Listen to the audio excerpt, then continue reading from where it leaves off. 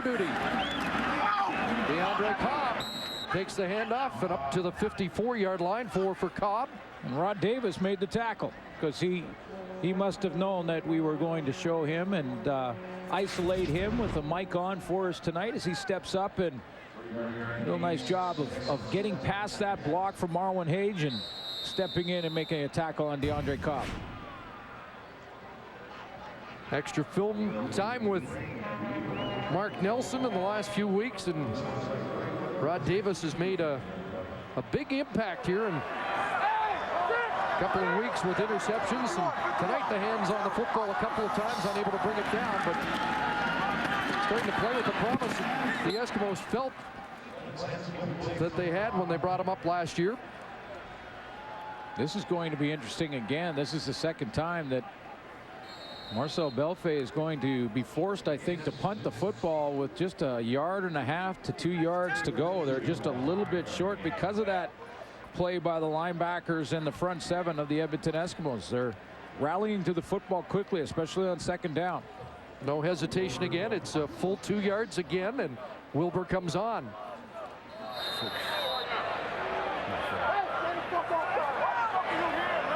The wind, which was a crosswind when the game started, appears to be in the face of the Ticats now.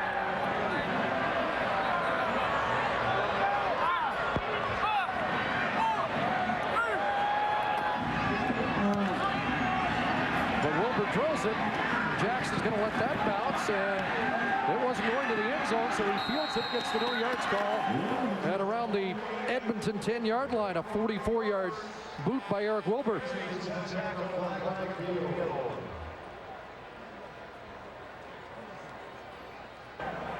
No yards. Hamilton number 7, 5-yard penalty. First down. Bo Smith called. Tomorrow we head overseas to Prague for the NHL on TSN as the Phoenix Coyotes take on Big Zdeno Chara and the Boston Bruins live from the Czech Republic. Coverage gets underway at noon Eastern, 9 a.m. Pacific. There's still a team in Phoenix, huh? All right. Not moving to Hamilton anytime soon. Not yet, no. Ricky Ray to work, look out, Marquise Norton. They dump it off underneath, and Calvin McCarty makes a couple out of what looked like a near disaster for Ricky Ray and the Eskimos. Ricky Ray is going to turn his back to the play here because of the type of play action. Marquise Knowlton's coming off the edge, and he's just timing it up perfectly. You see how he turns his back for play action to Calvin McCarty. When he turns around, 25's right in his grill.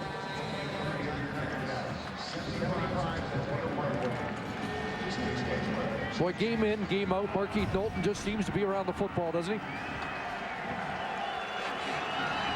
They call him Gibson's finest, his teammates.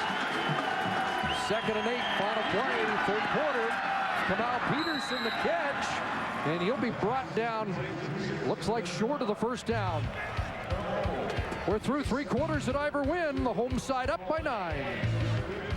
In that third quarter, they were held to 40 yards, so the Hamilton defense continues to be a big story tonight. Without question, they've come a long way from the last couple of games. This is a defense that in the last 3 games has given up over 33 points per game, while they're holding Edmonton well under that right now.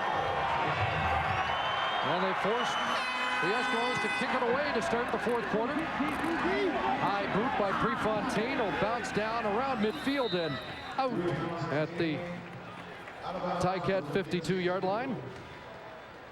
Kevin Glenn has gone over 4,000 yards in this game, and that's rare territory for Hamilton Ticat quarterbacks. Yeah, when you think of the history of this team, well over 100 years, and Danny McManus has done it 6 times. Tom Clements, Dieter Brock are on that list, and now Kevin Glenn.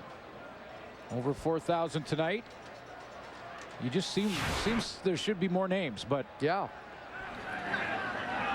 And on his way, he was on pace for 52-62 on the year, which would be a career high, and that'll add to it. Arlen Bruce inside the 10, touchdown. That'll pad some stats and the lead, 58 yards. Kevin Glenn to Arlen Bruce. And now I can say it. Bruce Almighty strikes again.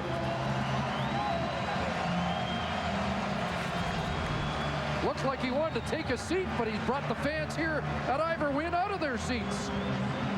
And this time, Kevin Glenn to Arland Bruce, and they hook up. They try to couple back in the first half, just missed. Yeah, I'm going to relax, put my feet up.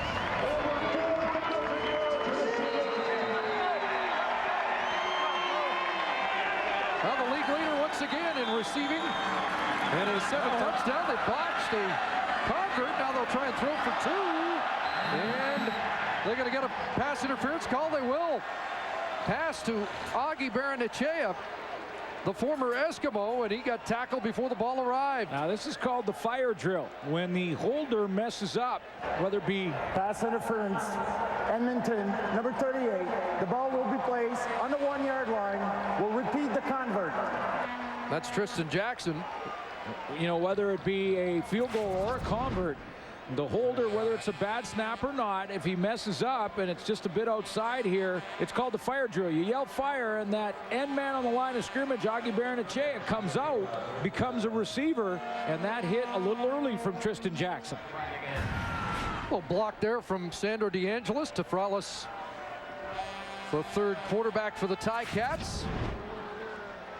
Now do they decide to... There's Sandro. Just buying enough time.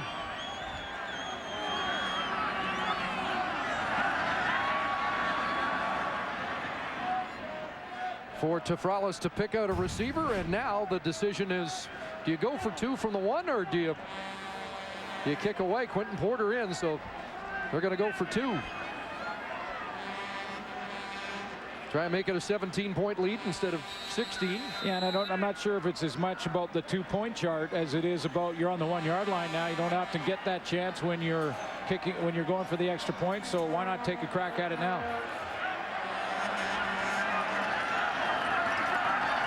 With Garrett McIntyre, second man is Cobb, and he'll get in. There's a two-pointer for the Ticats, and they do lead by 17.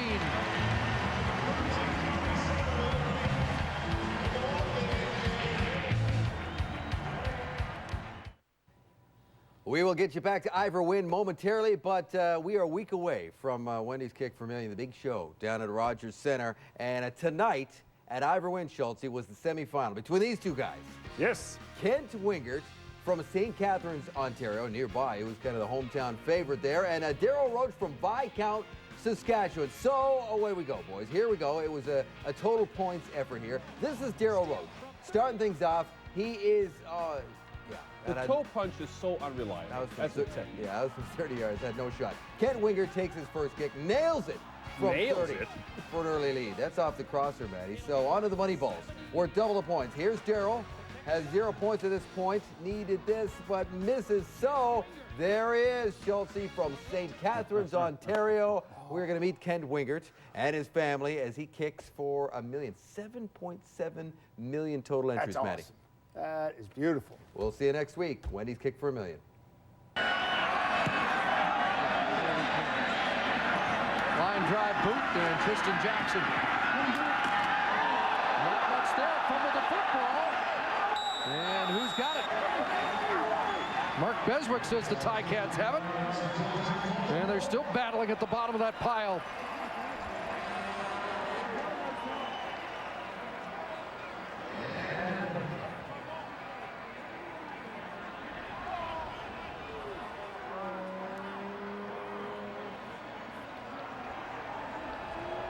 And it's going to be Edmonton football. Brian Taylor, the back judge, or the field judge, I should say, was digging for that. He was down there just digging to see who got possession of that football. Well, a kickoff fumble to start the second half was costly for the Eskimos. Couldn't afford another. Take another look at the Bruce touchdown. Well, Chris Thompson here is going to drop to the zone. That's why he leaves Arland Bruce down the seam. Now, the guy that's deep here is Randy Drew. You see, that's just a short coverage. Here comes Randy Drew. He's not there in time right there. Ricky Ray on the backfield. Calvin McCarty. And he's brought down by Bo Smith after first contact. Let's go back to that play again, Chris. I just want to show you quickly. See, That's the short zone right here. Now, you know if Chris Thompson is there, that there's got to be a deep defender. In this case, it's Randy Drew, who's just to the right of your screen. Here he comes, number 10. Now, he is inside too far because of the second seam by Marquay McDaniel, who gets a piece of him, and that's why Arlen Bruce is so wide open down that seam, down that hash mark. Bruce Almighty with a big catch. 2nd and 6. Bertrand out as a receiver again, makes the catch and a first down. So Matt Bertrand getting more action as a receiver in the Edmonton offense without Jason Barnes. Garrett McIntyre is now rushing the quarterback, but on that 2-point convert, he was playing fullback, and I want to show you the block that got this team 2 points right here in a crucial situation. It's going to be Rod Davis, as well as Rod Davis played. How about that block right at the point of attack? That gives DeAndre Cobb just a second to bounce outside and then get the corner. Big defensive lineman playing down in short yardage. Eskimo first down. Ricky Ray dumps that one off, and McCarty be wrestled to the turf at the 37. Otis Floyd there. Glenn, this is the 8th time in the game that the Eskimos have started to drive inside their own 25. Yeah, field position has been an issue, and the play of the defense has improved for Hamilton. Garrett McIntyre there with a nice little swim move inside, forced Ricky Ray to step to his right and dump it down. He didn't have time to look down the field because of it. McIntyre's playing better.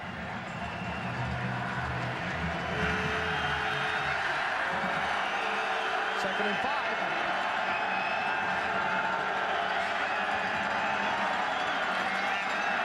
And an open man again as Bertrand over the middle.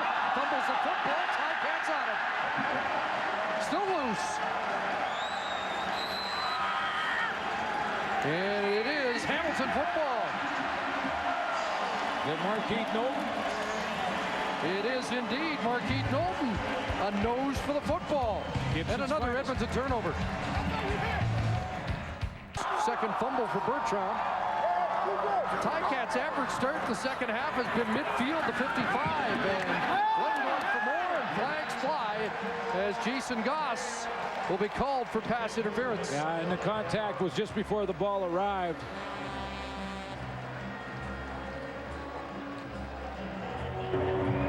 Pass interference. Edmonton number 4. First down. Seen the matchup just before the end of the first half. Here it is again. Maurice Mann on the top of your screen is going to work on Jason Goss on the slant route. And pretty good coverage right here. He's in good position here. Then the contact's made in the back just before the ball arrives. A good call by the official. So it's a first down just outside the 30. Cobb to the 25. And T.J. Hill, Kai Ellis with the tackle.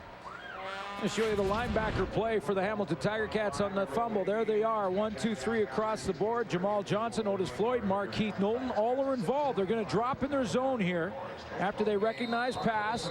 Now it's Jamal Johnson with the hit and the forced fumble.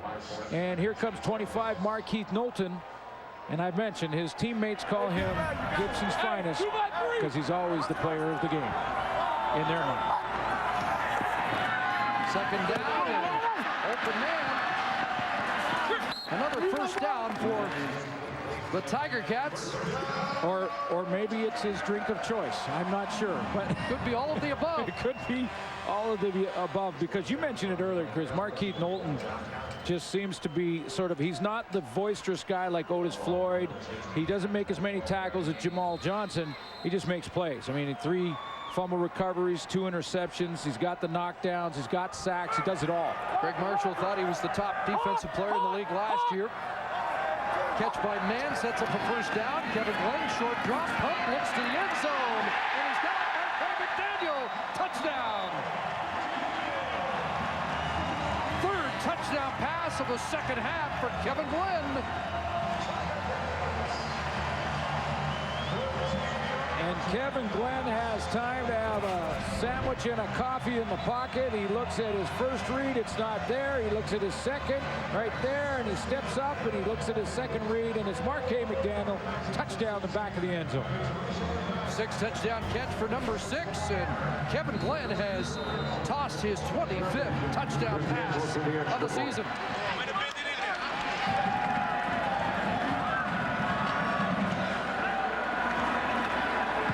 And they execute the 1-point convert this time as the Ticats open it up here in the second half. Marquay McDaniel is inside receiver to the short side of the field for Kevin Glenn. He's got a couple of options here, and I'm going to show you how he freezes Jason Goss. Here's his options. Number 1 here is Maurice Mann. Number 2 is Marquay McDaniel. And because he's looking in this direction, he's freezing Jason Goss in the back of the end zone there. He allows his second read to get open in behind him. Touchdown for him.